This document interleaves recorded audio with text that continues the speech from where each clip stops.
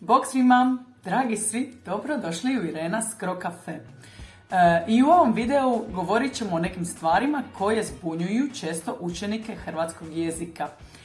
Prošli mjesec smo već počeli govoriti o glagolima, a ovaj mjesec u ovom videu idemo vidjeti malo detaljnije nešto o glagolima koji završavaju sa se, takozvanim refleksivnim glagolima. Dat ću vam 3 primjera, tako da vidite razliku. Ako koristite se i ako ne koristite se, velika je razlika, značenje se mijenja i ako glagol ima se, trebate ga upotrijebiti. Pa idemo vidjeti prva rečenica. Zovem se Irena i bez se zovem Anu. Broj 2.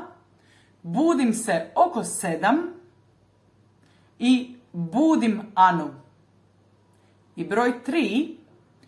Vozim se u autu i vozim auto. Kao što vidite, razlika u značenju je velika.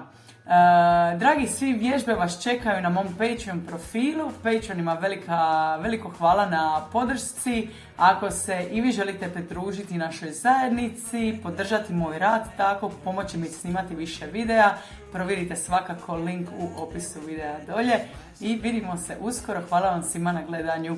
Ćao, čao!